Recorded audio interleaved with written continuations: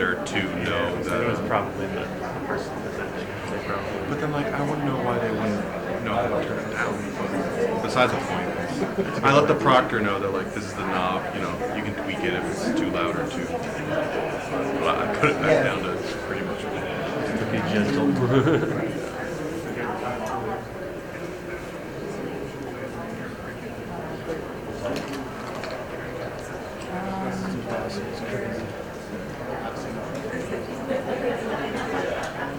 Good morning, everybody. We have the folks here from the Justice Center. They're going to be doing a presentation on the effective strategies for investigating abuse of individuals with intellectual disabilities. And I'll turn it right over to them. Thank you.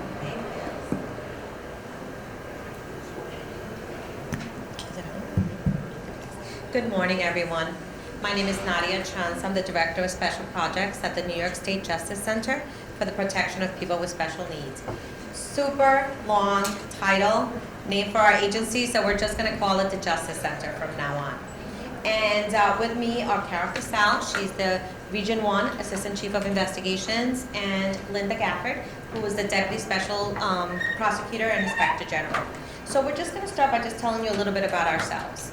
As I said, my name is Nadia Chanza. I have been with the Justice Center since 2019, where I started as the Deputy Director of Quality Assurance.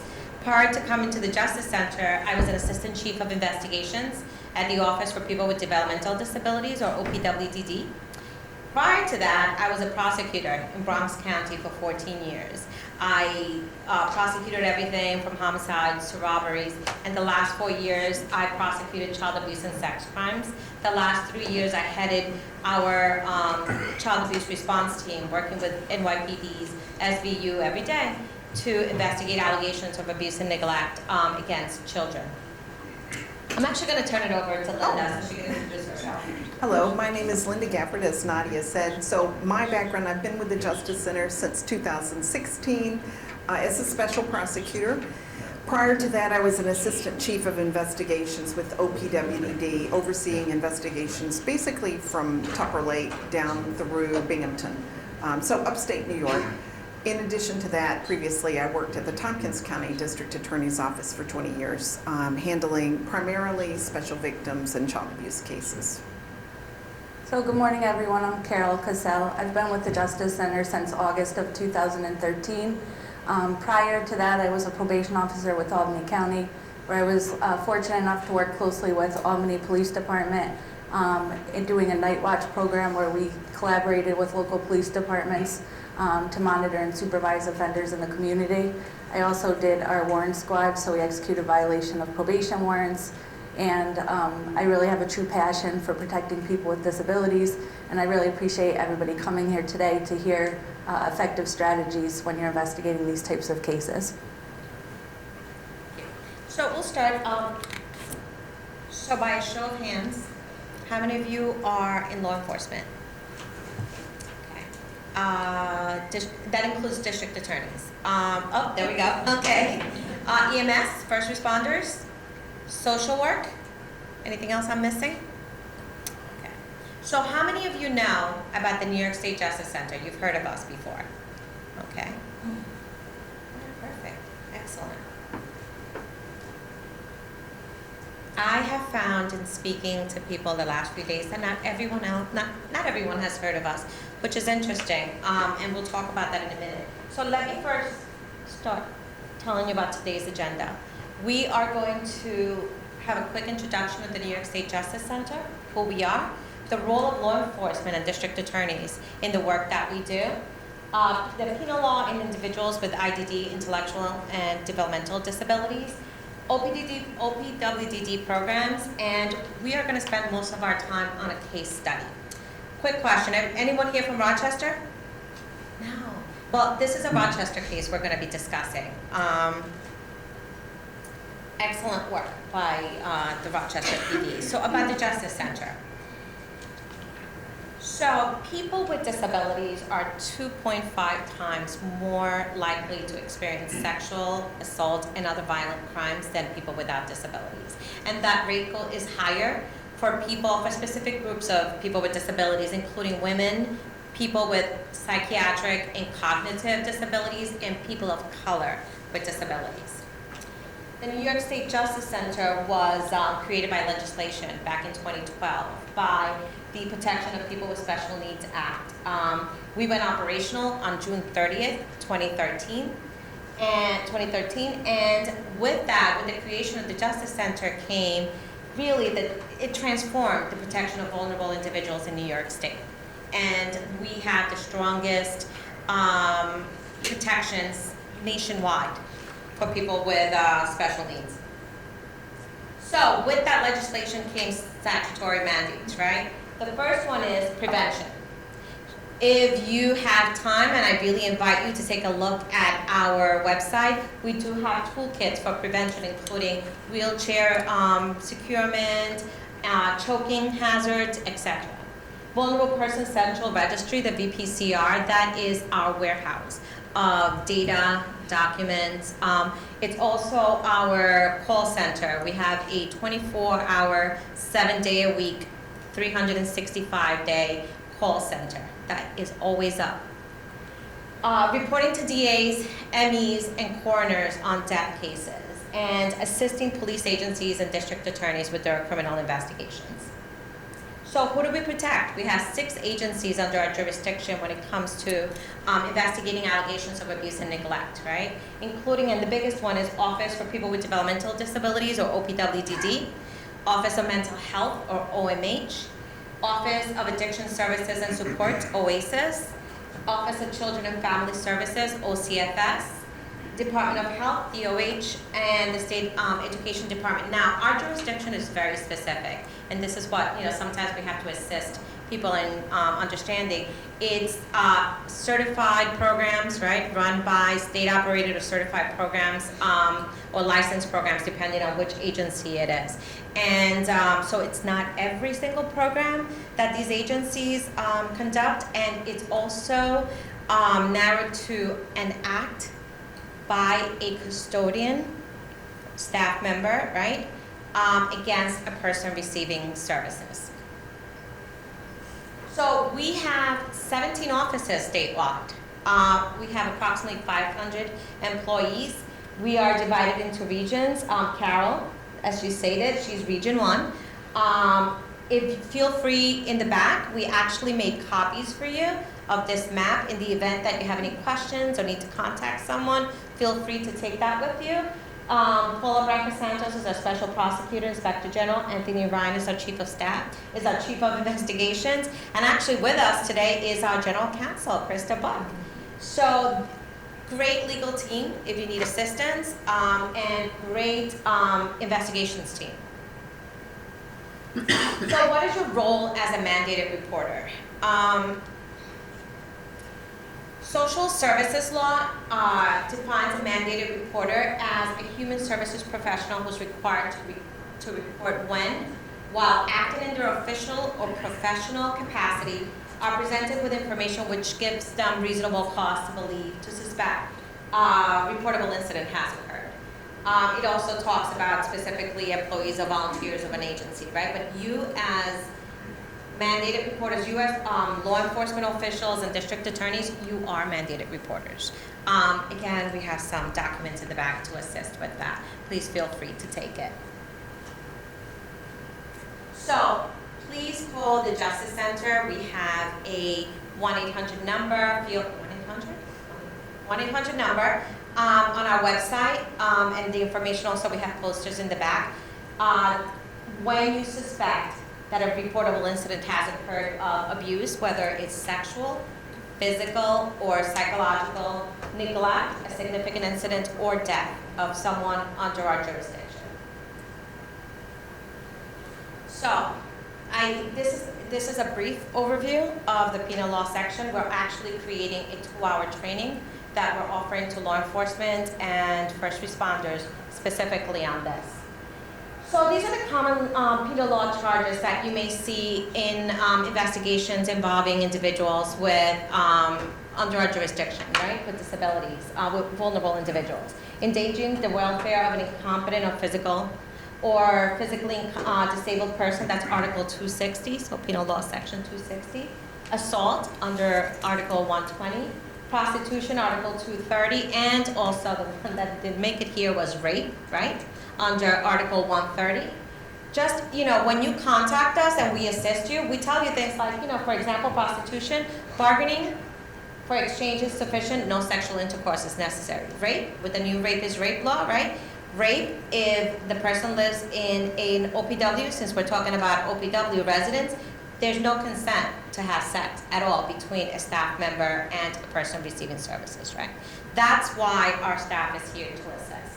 Sexual performance by a child under Article 263. We see this in some of the OCFS homes, for example, where a staff member will ask a child receiving services to go take a photo in the bathroom or in their bedroom naked, right? Showing intimate parts. Homicide, Article 125, whether it's intentional or negligent.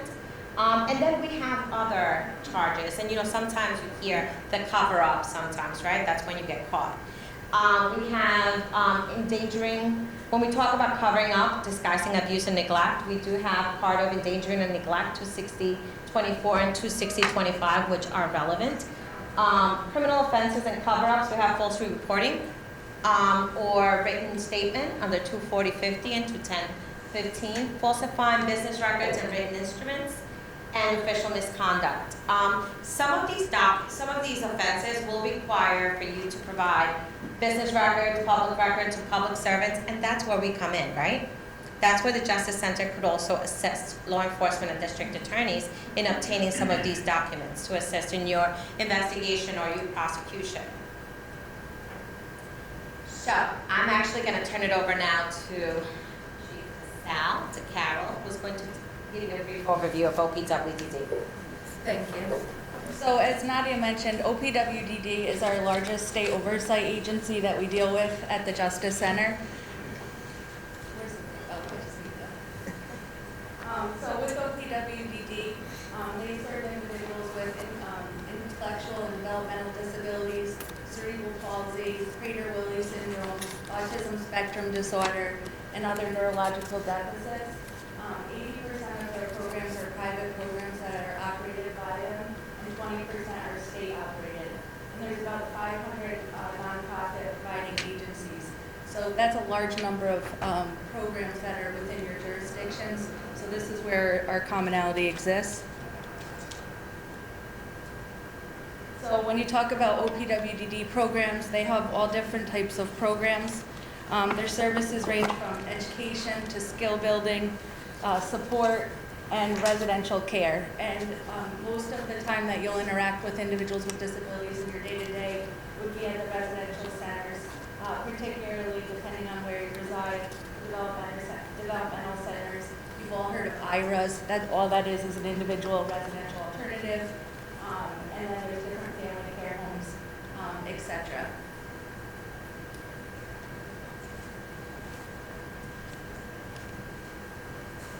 So our investigations can take two paths. We have administrative investigations, and then we have criminal investigations. Some of the types of offenses that we investigate are physical abuse, deliberate and inappropriate use of restraints, sexual abuse, psychological abuse, obstruction, neglect, unlawful administration of controlled substances, traffic, and abuse and neglect death. Those are administrative cases. Over 90% of our cases are administrative cases. A criminal case, too, that doesn't result in an indictment or a conviction, the administrative case will carry on, and that individual can face employee discipline. They can be placed on what we call our staff exclusion list, which will prevent the individual from ever working within this field in the jurisdiction that we have. And ultimately, the staff exclusion list,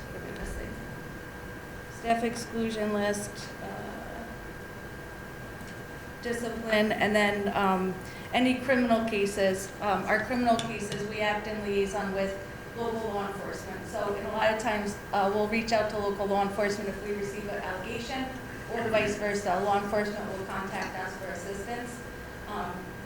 Law enforcement determines whether or not they take the lead on the investigation, and we strategize on how we can be of assistance. We also have, and you've met Linda. Linda's one of our special prosecutors, actually our deputy special prosecutor. They act as a liaison with the local district attorney's office so that all the conversations are happening to get the best outcome for the victim in the case. So investigation challenges, things that we run across on a regular basis, is communication. So a lot of our victims can't verbally speak. So immediately, people react to that. So what is a strategy that you can use to overcome that? Each individual in any of these programs has a clinician assigned to them who is knowledgeable on how the individual can communicate. Just because somebody can't communicate verbally does not mean they don't have the ability to share their side of the story. So you can use picture, letter boards, you can have them draw. Some people have assisted technology devices, but again, each person has a clinician, and that clinician can be the person that can help you communicate with the victim. Let's see, victims' reliance on caregivers. They're reluctant to tell because they rely on staff for their everyday needs, including toileting, bathing, dressing, eating, you name it. So if the person that you rely on for your everyday care is abusing you and you're telling them, they're afraid of what's going to happen to them. In response to that, a strategy that we can assist with is we have an individual and family support unit, which has advocates who support the victim and the families. They can do victim accompaniment, so they can go with the victim when they want to be interviewed by either law enforcement or a justice center investigator, and they'll provide the support for the victim to help ease their fear.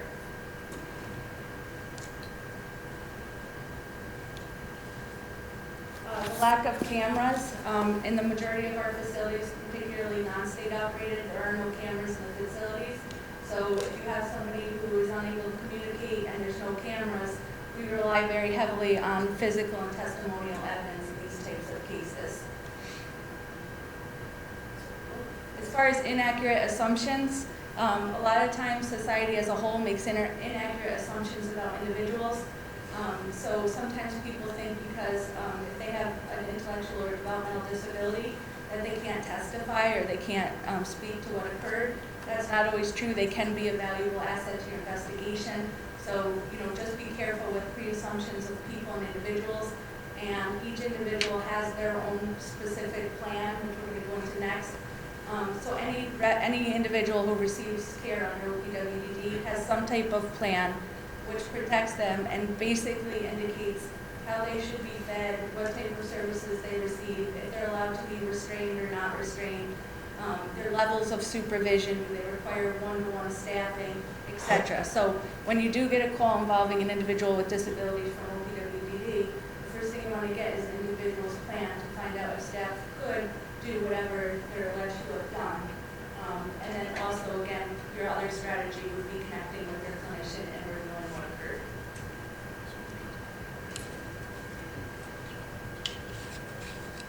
occurred. In terms of the use of force, various varying policies and restraint, law enforcement are trained on use of force, that's what you know.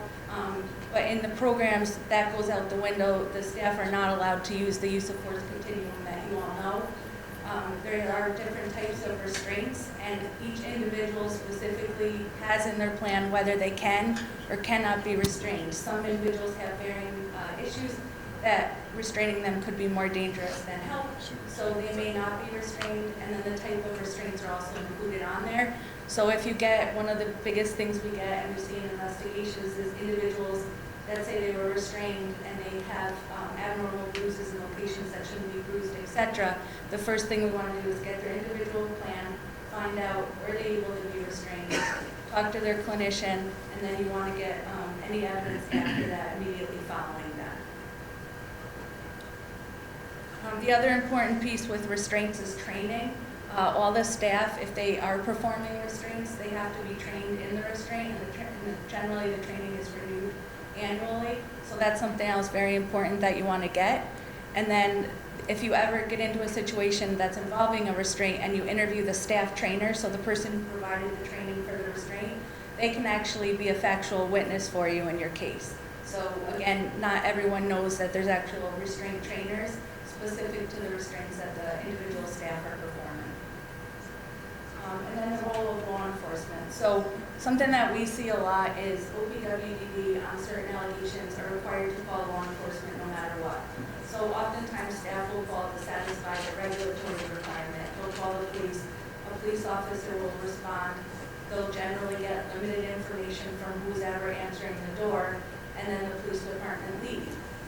What we found in several different cases, we found police unknowingly interviewing the subject at the door in front of the victim, a variety of issues and problems with that. So the role of law enforcement, if you can do a good preliminary investigation on site when you first respond, getting that individual plan, talking to their clinician, those would be the two biggest things I could recommend, and to see if this makes sense or not. And with that, I'm going to turn it over to Linda. Right. Thanks.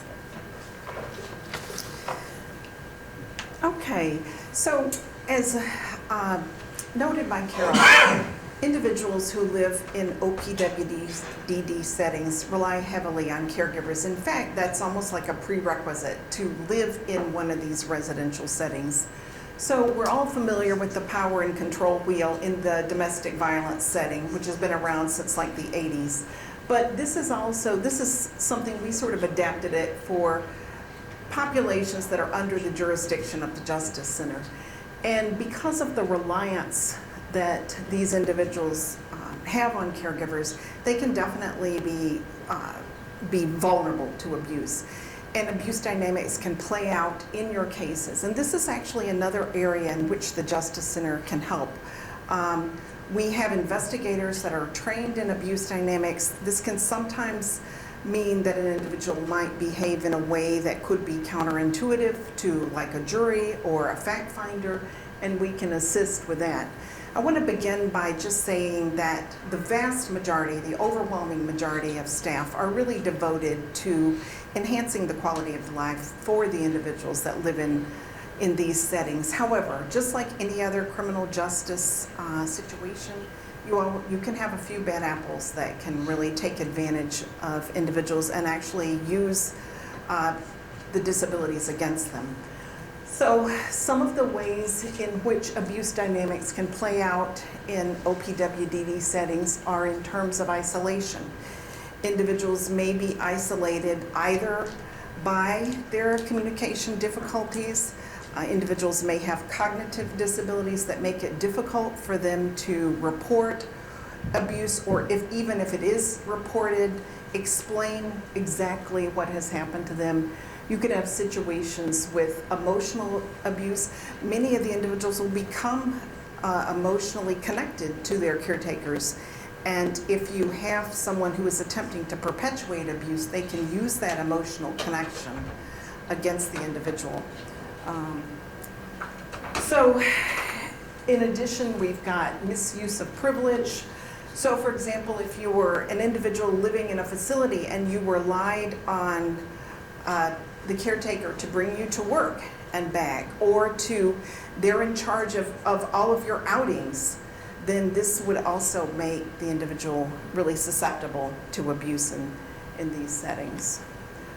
But once again, I mean, we can assist with finding experts to explain these abuse dynamics. We can assist in terms of having our investigators talk about it, possibly even, at trial if needed.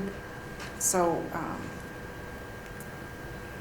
now, how many of you or actually I know that Nadia had asked if anybody was from Rochester. So this is a case that is coming out of Monroe County, but it's actually the Webster Police Department that was, that investigated the case, and of course the Monroe County DA's office that prosecuted the case with the support of the Justice Center. Is anybody here from those areas?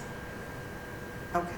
So, well, we do want to begin by thanking the Webster Police Department and the Rochester, or the Monroe County DA's office, really for handling this case with the support of the Justice Center, for working collaboratively with us, and we really appreciate it. I think that it did, because of the fact that the agencies worked together, it really did help, achieve a good outcome. So what is the case? This case involves an individual by the name of Heather Roselli, who lived in a group home in Rochester or in Monroe County. She was restrained by the staff in her group home, and that restraint led to her death. So,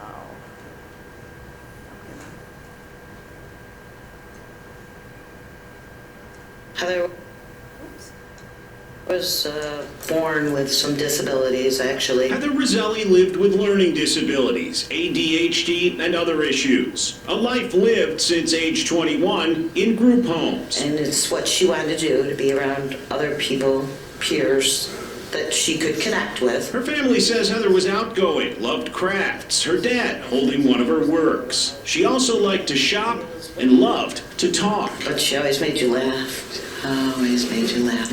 When I was younger, I was very protected by her. She was very protective of me. In recent years, Heather Roselli lived here in a group home in Webster. She had her highs and she had her lows. I'm not going to say that she was not a challenge. She was, but like I said, I'm glad that I was her mother. That God picked me. Which is why a Father's Day phone call to the Parks was so difficult. She had to be restrained. And they said that they had to take down the situation because she's had a behavior and she had become unresponsive. CPR was administered and Heather was taken to Rochester General Hospital, where the Parks were not ready for what they found. When we walked in, she was on life support. She was unresponsive. Her face was bruised. The Parks say the skin was missing from Heather's feet and cheeks. Her parents decided to take Heather off of life support.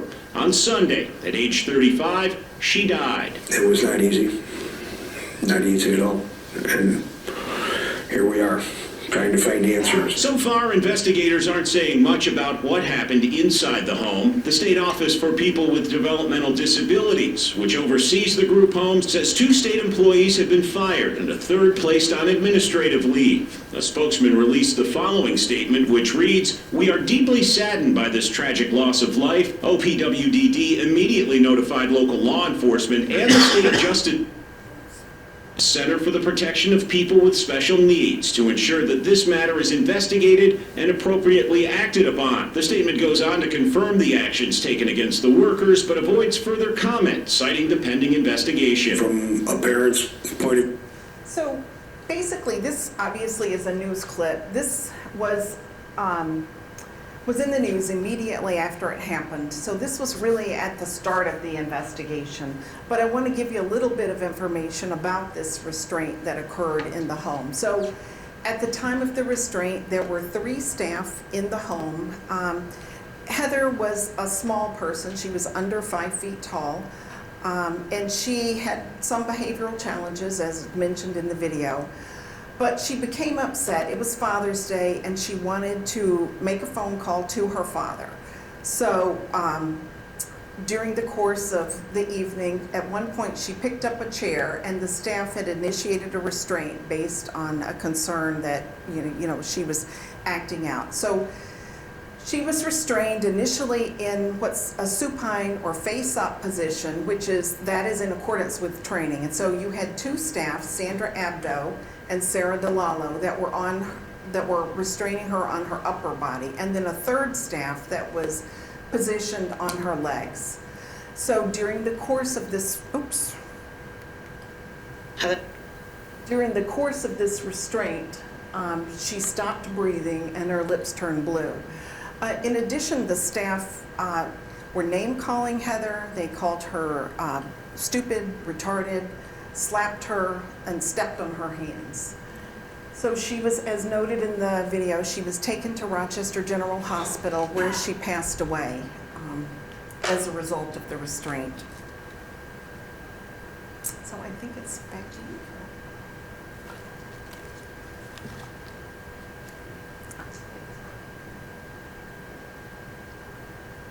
Okay, so as I mentioned, the victim got upset because she wanted to talk to her dad on Father's Day. So on Father's Day, the Webster Police Department reached out to our Justice Center criminal investigator, Jerry Smith, who was a former retired law enforcement. So he had a relationship with this police department previously, so they knew enough to call him. The Webster Police Department did an excellent job. Just realized my speaker's not on. The Webster Police Department did an excellent job in their preliminary investigation and gathering evidence when they initially responded. And then a day later, Investigator Smith was assigned to the case from the Justice Center, and Investigator Gretchen O'Day was assigned to the case from the Webster Police Department. So the key here is the collaboration, that we were able to work with local law enforcement, and they were able to work with us to get the best outcome in this tragic situation. So here is documentary evidence that I'm sure most people aren't familiar with, specific to OPWDD. And I don't expect anyone to remember this information, but it's helpful to know what documents to request, specifically when you're responding to a residence. In the back, we left the map with the assistant chief information and what areas we cover. We're more than happy to assist in an area when you get a call from on a case involving an individual receiving care from OPWDD, because these are the documents that you want to request, and we can help and assist in getting these and retrieving these documentations. This information can be critical in your investigation. So as I mentioned, training is a big issue because staff cannot perform a restraint if they haven't been trained to do it, and if the individual does not has it in their plan to be restrained.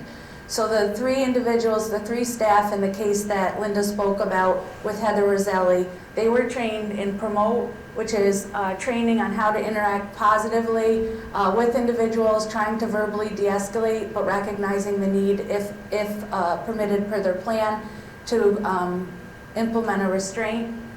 SKIP-R includes safe restraint training, a little bit more heavier on the restraint than the positivity and the positive interaction than PROMOTE.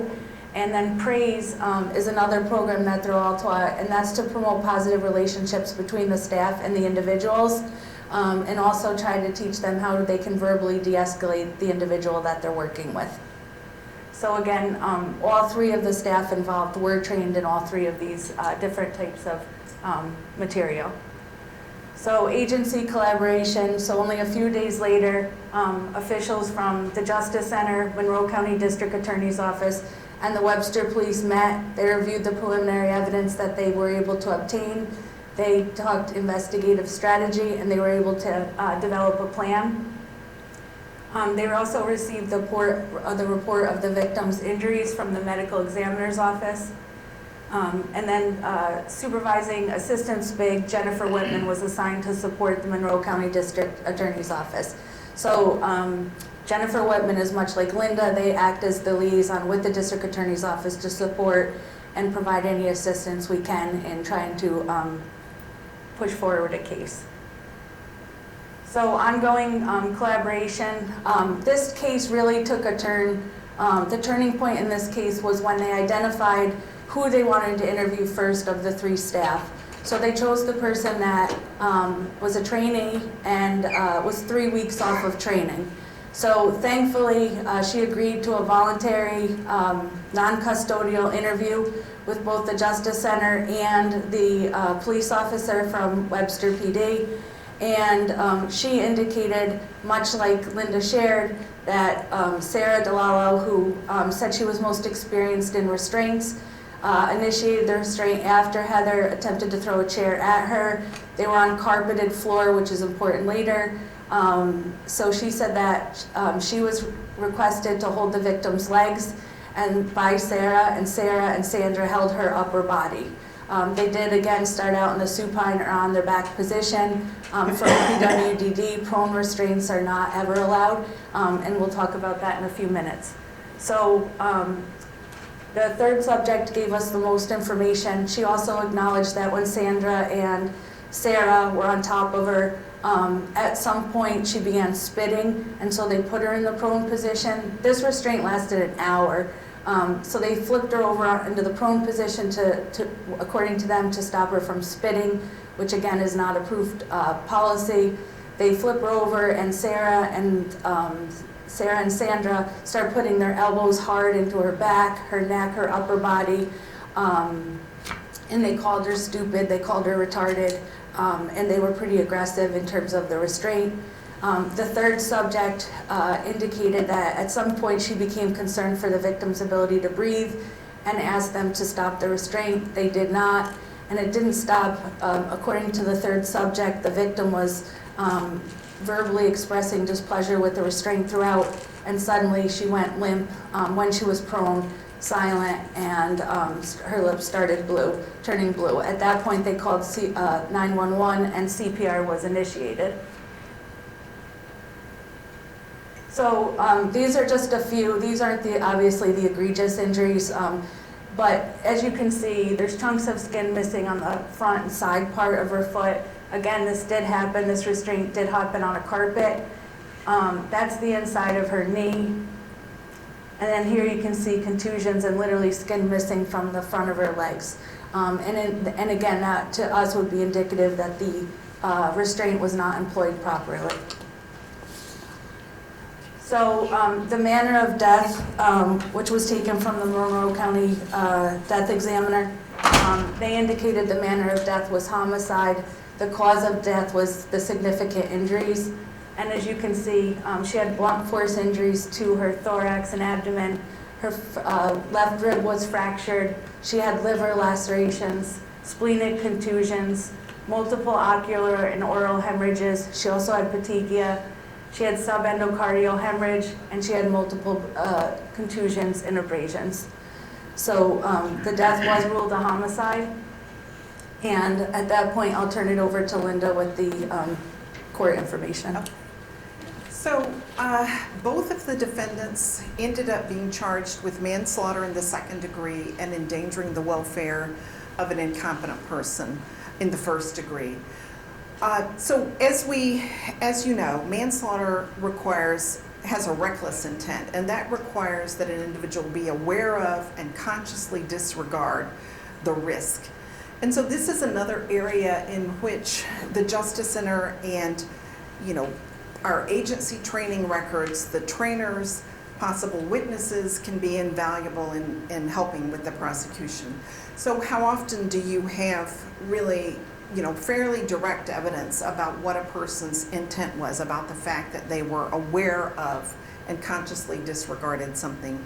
So in this case, because of the fact that we did have those training records and have access to people who had actually spoken to these two defendants about the risk that would be involved if they, restrained someone in a face-down position, putting weight on their back and that kind of thing, that can definitely help in terms of proving one of your elements for manslaughter. Also, for endangering the welfare of an incompetent person, we have to prove that the individual is unable to care for themselves. So here again is an area where you've got your behavior support plans, you've got the individual's life plan that can talk about their disability, talk about the ways that that they required assistance throughout their day. And I mean, Heather was certainly someone who would fit the definition of an incompetent person and who, was someone who absolutely needed this assistance throughout her day. And something else to note is Sandra Abdu. So Sandra and Sarah were both indicted, but Sandra refused to be interviewed. Something that we can offer you as evidence is when they reported the incident, because they are mandated reporters to our hotline, they recorded her initial call to our agency and we preserved those. So she called and reported over an hour-long report of play-by-play what occurred. So although she wouldn't provide a statement to us, we did have an hour recording of that statement that she made to the agency. Right. And with Sarah, they went to her house, but they were unable to get in contact with her. They ended up working through her parents to get her to do, a voluntary non-custodial interview. Right, right. So we did actually get a voluntary interview from one of the defendants. The other defendant chose to not be interviewed, but because we already had an account from her, which she did make admissions about what had happened, that assisted with the prosecution. Let me see. Or can you kind of tell us what they're doing? I mean, it's obviously an extremely difficult situation for a family to be in. I mean, this is something no family imagines. When you put a family member into a home like this, you never think this is going to be how it ends. So I know they're dealing with a lot of complicated issues right now. So I know that right now they just want to see that justice is done, and that's what we want to. Why a sealed indictment? It was a very long investigation. There was a lot of work that went into this, both by the Webster Police Department, the Monroe County DA's office, and the Justice Center. So it was a very intense investigation. So this is ADA Leslie Schultz. So she is the prosecutor who handled the case. As she noted, it was a sealed indictment, an extended investigation, and so this was taken outside the courtroom at the time of the initial arrest of the defendants. So it's been mentioned in a couple of these clips as to how involved Heather's family was with her. Her family was devoted to her. They were, very much involved in her care and her day-to-day life, and were devastated by what had happened. So here again, as had been mentioned previously by Carol, is an area where we can assist. We do have our individual and family support unit that provides emotional support to families. And keep in mind that, we've actually got, our 2 investigations going on. So we've got, of course, the criminal investigation, but also, and really kind of jointly and simultaneously, we have our administrative investigation as well. So we can provide support for the family throughout that entire process, both criminal and administrative. We can assist, and they did in fact do so in this case, assist with providing case updates, a liaison between family and OPWDD. We can assist with educating the family on their rights under Jonathan's Law, which is basically a statute that gives them access to, an investigation or portions of an investigation, that they can then review in an abuse and neglect case. And finally, we connect them to resources. So for example, OPWDD has a burial fund. There's also, we can assist with filling out the paperwork, for them to get compensation through the Office of Victim Services.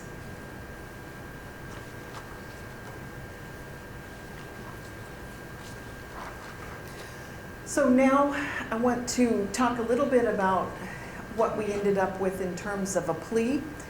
So Sandra Abdo was really found to be, although she was indicted and she was convicted, she was a bit less culpable than Sarah DeLallo, who was sort of like the lead staff that was handling the restraint.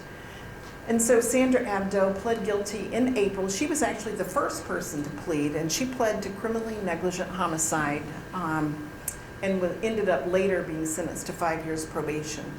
So, we basically, as a part of our administrative investigation, we got copies of the transcripts of the plea allocution. And once again, this really did highlight the fact that training played a role. During the course of her plea allocution, she talked about admitted the fact that she had been trained in terms of a proper restraint, that she was told that they were not permitted to hold the individual face down and put weight on their upper body in the way that they did that. And that rose to the level of a gross deviation of a reasonable standard of care. It's also, that phrase, standard of care, is also important because we can assist in determining the standard of care. And for that, you can look at things like the training curriculum, what is actually being taught, behavior support plans, and that kind of thing can help in establishing that element that you would need for criminally negligent homicide. Now with Sarah, who was found to be more culpable, there was a plea sometime later in August to manslaughter in the second degree and 1 count of endangering the welfare of an incompetent person. Oh, another thing that I wanted to mention about Sandra. So during the course of her plea allocution, she admitted that she really talked about the power struggle that was going on between staff and the individual. And at one point, Sarah had said to Heather, this was during the restraint, that you're not going to get your way by being permitted to go to the hospital. So this was someone who was really clearly engaged in a power struggle with this individual, and that kind of goes back to the abuse dynamics piece.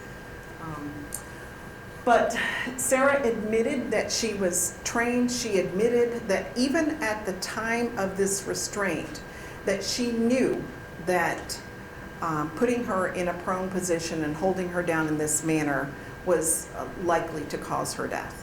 And she admitted that she had received all of the injuries that were mentioned earlier, and that her death was a result of that.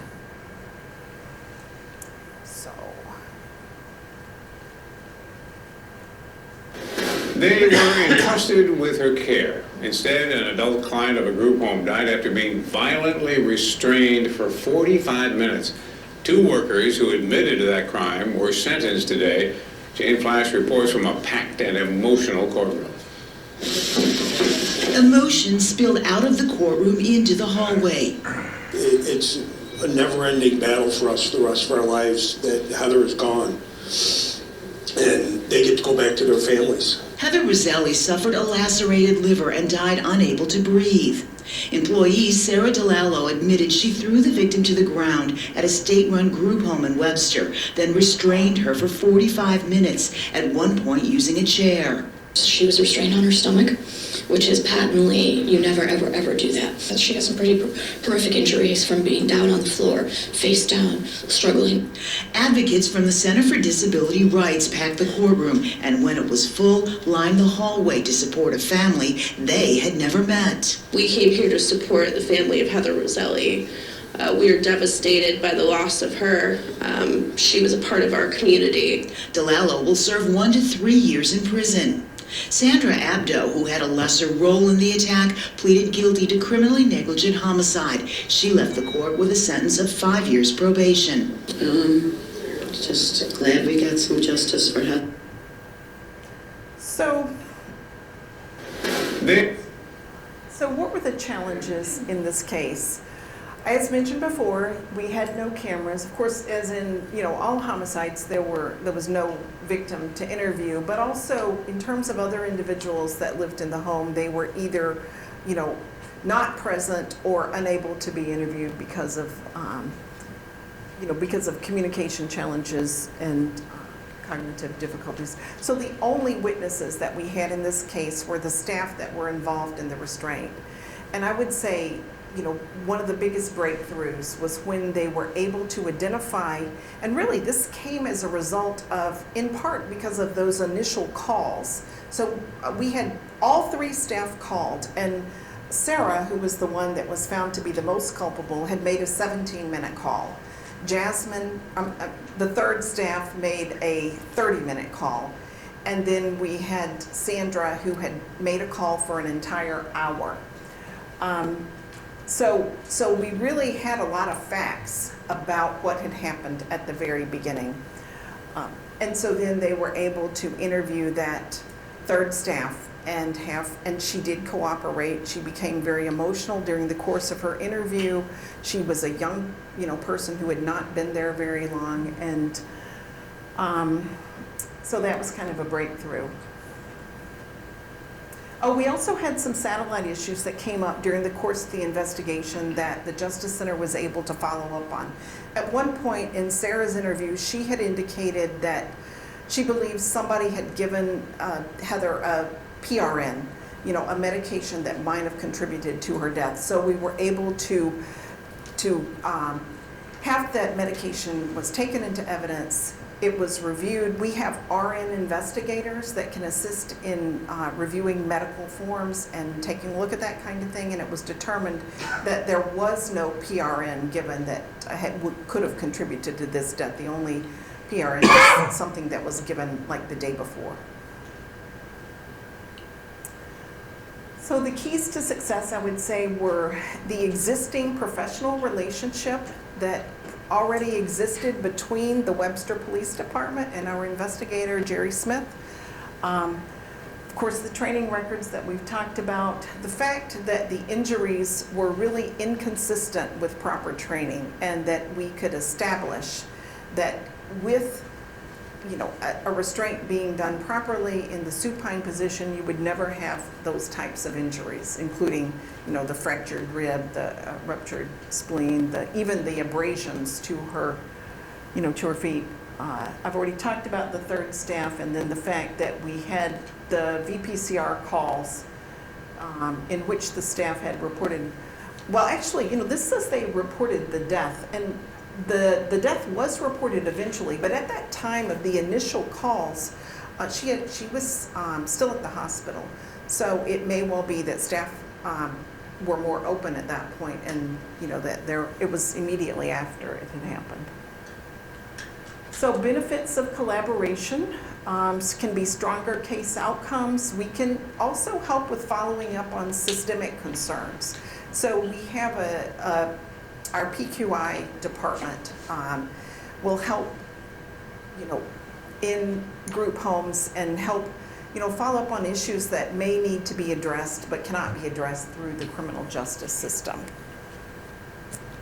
So, also I wanted to mention our records access statute. So under the Executive Law 558, we have access to records in facilities under our jurisdiction.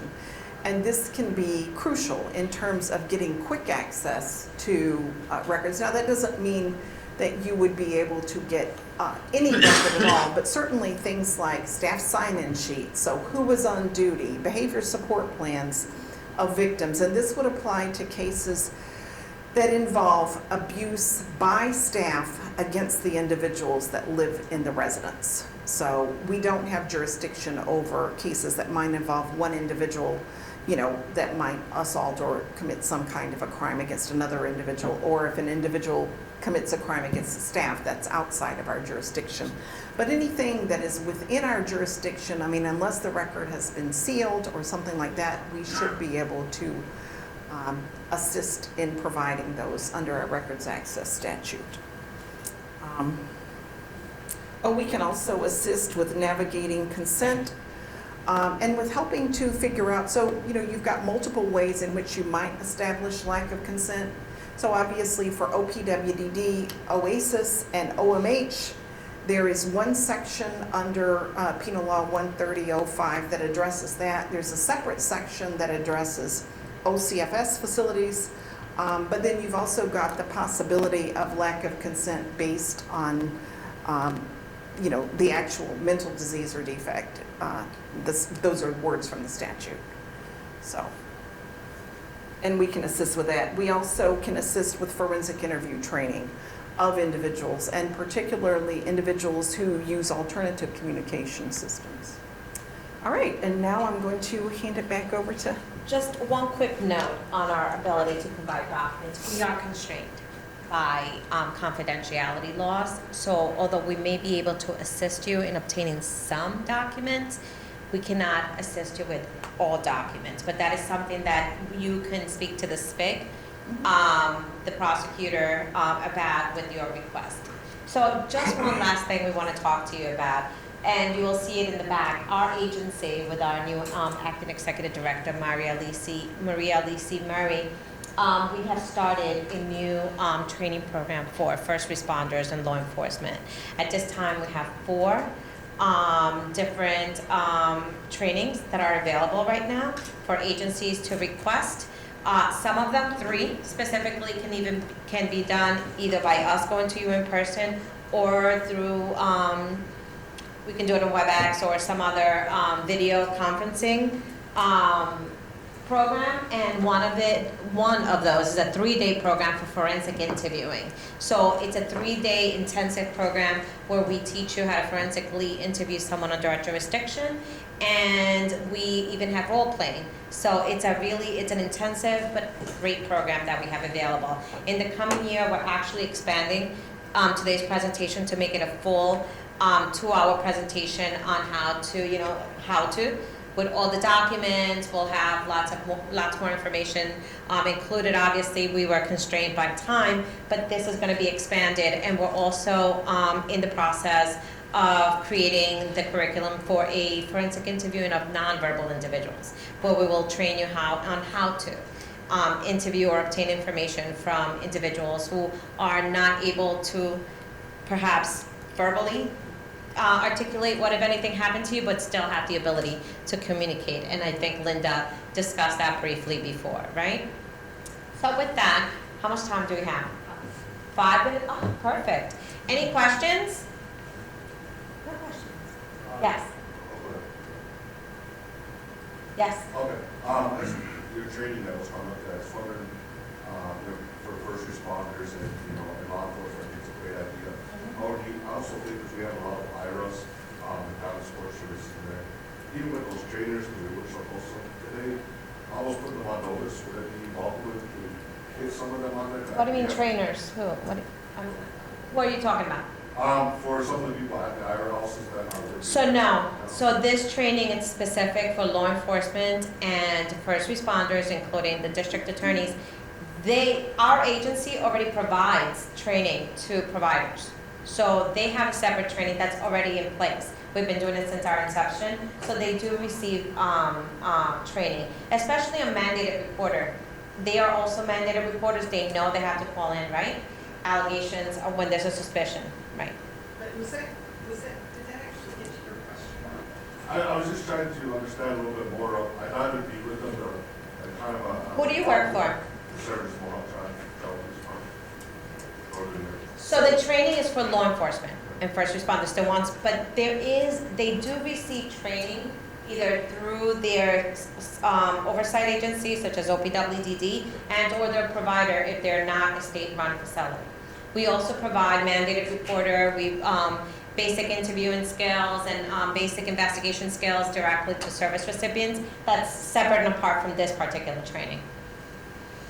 So, can you ask me more about your access to the trainers? Yeah. I'm just trying to let them know if we had a cooperative training that we almost put those workers on notice too, that they know what we're getting trained to, and when it comes to we have to do an investigation, they know what we're going to come in and kind of do. So that the workers in the workers facility would know what we're coming in for. They know if we're helping out that investigation, we know exactly what we're being trained, so they should have an idea. Even though, like you said, they're giving that training, I'd like for them to know that we know how this should be running. Where's that restraint, but where's the guide for that individual? Well, they would probably be familiar with Justice Center-led investigations when we go in and do the same thing. So most of the programs have a quality assurance department that usually is the good contact for the documentation that you're going to need from the program. So that would probably be your best bet in terms of like them having awareness of what it is. We do go in as an investigation team and train the staff on what to expect during an investigation, including law enforcement response, what documentation we'll be requesting, who we'll need to interview and speak to. Just so you know, OPWDD has regulations that require them to call law enforcement in any physical abuse or sex abuse case, as well as the death cases. I'm not sure if that's a reg for OPWDD. That's part of our statute. So they know that you will be coming, and they know that they need to assist in the investigation. If that helps. The reason he asked the question is we work so close with private houses. You talk about your case that was on here. It's crazy to me that the cops weren't there in like 5 minutes. Like anytime we have an issue at the IR house, we start trying to even have to use force. They usually call us over. So that's different, right? Because those staff members know that they need assistance and they're calling the police department for assistance. That's not what occurred in this case, right? This was an abuse case. They're the ones who were. It seems like you have one bad apple and then you have 2 employees that are trying to help shock me. But yeah, I think you're absolutely right that 911 was not called until she had stopped breathing and turned blue. But basically, if a restraint generally would not go on that long. In fact, it's there are I'm not going to speak to the exact rules under promote about restraints because I'm not an expert in that, but I can tell you it doesn't involve lasting for a whole hour and being way on there that this was a power and control situation. This was a power struggle, you know, where at least one of the staff was like, you know, we're not going to call 911, we can handle this. And, you know, also telling the individual that she wasn't going to be able to go to the hospital and, you know, just really kind of basically those abuse dynamics played in. I'm happy to hear that you do have a good relationship with the IRAs. So our tribe works this way, he's trying to use. A lot of the programs, we need multidisciplinary teams, like a lot of them. And we like each other to know how each program is working. So he's saying by, in your training, incorporating, oh, here's what the police are coming to look for, this, and this. Please have that ready when we get here. Well, I think the multidisciplinary team approach is great. I mean, we do have multidisciplinary teams for our mortality cases as well as our sex abuse response team. But we are also, and SPIG in particular, one of our goals is to increase our use of CACs, even for, you know, for beyond like children, but for other individuals, you know, with special needs that might benefit from that, and to increase our presence in other local multidisciplinaries. So I think that's kind of fantastic. Was there another question? Does someone else have another question?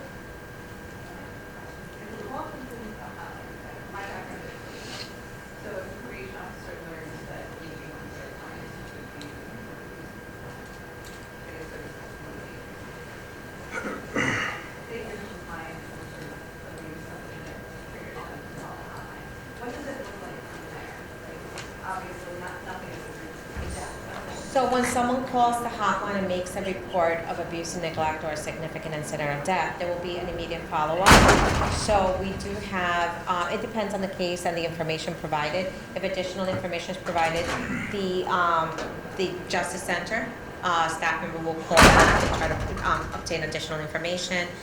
They will try to, it will be assigned to an investigator from then in that region who will then take on the investigation. If 911 has not been called, we'll ask the person to call 911 or contact the police department in some way. But Go ahead. It's a little afternoon, so I know people are getting antsy. If you need to leave, you can. If you have questions and you want to talk to us further, we can stay up here for a few minutes and you can talk to us. Please feel free to take some of the items we put in the bag. We have some flyers if you want to take it back to your precinct with the mandated reporter information. We have QR codes. So one last thing. You can call, but we also have a webpage. So if you prefer to type it out and send it to us, we do also accept notifications that way as mandated reporters. We have a sticker in the back that will take you directly to our web page. Thank you.